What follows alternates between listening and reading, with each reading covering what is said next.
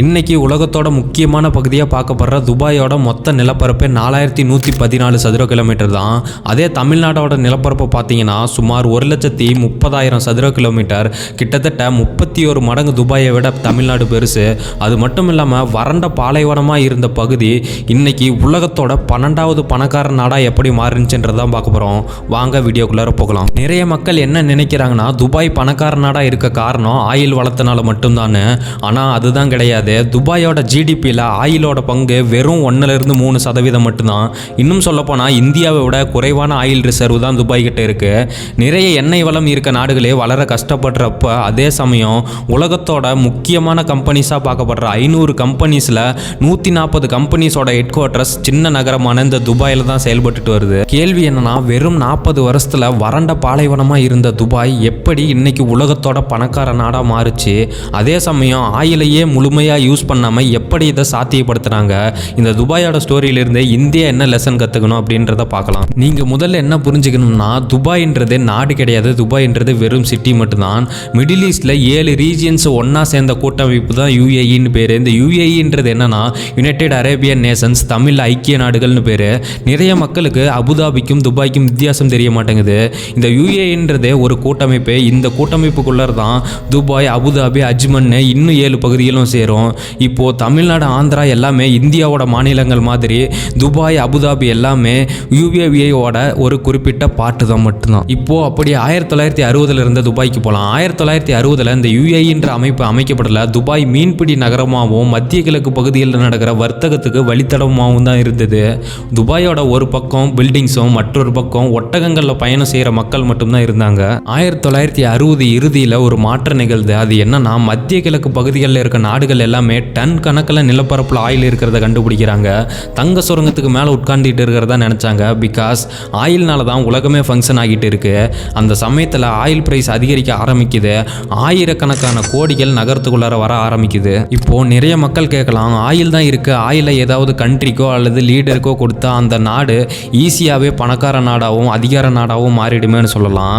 Correct தான். ஆனால் இப்போது உலக அளவில் அதிகமாக ஆயில் ப்ரொடியூஸ் பண்ணுற கண்ட்ரீஸில் யுஏஇ 7வது மிகப்பெரிய ஆயில் ப்ரொடியூசராக இருக்காங்க. இங்கே தான் கவனிக்கணும், வெனிசுலா தான் உலகத்தோட மிகப்பெரிய ஆயில் ரிசர்வ் கண்ட்ரி. உலகத்தோட ஆயில் சப்ளையில் கிட்டத்தட்ட 18.2% பங்கு வச்சுருக்காங்க. இருந்தும் வெனிசுலா ஹையஸ்ட் இன்ஃப்ளேஷன் இருக்க நாடாக இருக்காங்க. இன்ஃப்ளேஷன்னா தமிழில் பணவீக்கம்னு பேர். ஃபார் எக்ஸாம்பிள், நீங்கள் காய்கறி கடையில் 1 கிலோ தக்காளியை 30 ரூபாய்க்கு வாங்குறீங்க. அதே அடுத்த மாதம் அதே 1 கிலோ தக்காளியை 45 ரூபாய்க்கு வாங்குறீங்க. நீங்கள் வச்சிருக்க பணம் ஒன்று தான், ஆனால் விலையேற்றத்தினால உங்கள் பணத்தோட மதிப்பு குறையிறது தான் இன்ஃப்ளேஷன் சொல்கிறோம். சுருக்கமாக சொல்லப்போனால் அதிகப்படியான இன்ஃப்ளேஷன் எதை குறிக்குதுன்னா, விலைவாசி ஏறிடுச்சு அப்படின்றது தான் இண்டிகேட் பண்ணுது. அதிகப்படியான இன்ஃப்ளேஷன் நாட்டோட பொருளாதாரத்துக்கு நல்லது கிடையாது. இதனால தான் வெனிசுலாவில் இருக்க மக்கள் எல்லாரும் சாப்பிட்றதுக்கு உணவு கூட கிடைக்காம குப்பைகள்ல இருந்து எடுத்து சாப்பிட்றாங்க. வயலன்ஸும் போராட்டங்களும் இந்த நாடுகளில் அதிகமாகவே இருக்கு. ஸோ எண்ணெய் வளம் அதிகமாக இருக்கிறதுனால ஒரு நாடு செழிப்பாக இருக்க வேண்டிய அவசியம் கிடையாது. ஒன்ஸ் துபாயில் ஆயில் இருக்கிறத கண்டுபிடிச்சதும் துபாய் ஆட்சி செஞ்சுட்டு இருந்த ஷேக் ராஷித் ஒரு முக்கியமான ஸ்டேட்மெண்ட்டை வெளியிடுறாரு. அது என்னன்னா, I have a good news and bad நியூஸ்னு. எங்கிட்ட ஒரு நல்ல செய்தியும் இருக்குது, ஒரு கெட்ட செய்தியும் இருக்குன்னு சொல்லியிருப்பாரு. நம்ம ஆயிலை கண்டுபிடிச்சிட்டோம், ஆனால் போதுமான அளவு கிடையாது அப்படின்னு சொல்லியிருப்பாரு. ஷேக் ராஷித் தன்னோட வாழ்க்கையை ஃபுல்லாகவே அந்த வறண்ட பாலைவனத்தில் தான் கழிச்சாரு.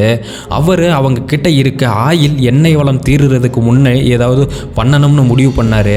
அதை தான் இன்னைக்கு பண்ணியும் காட்டிட்டாரு. ஒரு பக்கம் ஆயிலை விற்று பணத்தை சம்பாதிக்கிறாங்க, இன்னொரு பக்கம் மிக முக்கியமான ஸ்ட்ராட்டஜி கண்டுபிடிக்கிறாரு. ஆயிலை மட்டுமே நம்பி இருக்கக்கூடாது, மற்ற துறைகள்லையும் சிறந்த விளங்கணும்னு முடிவு பண்ணுறாரு.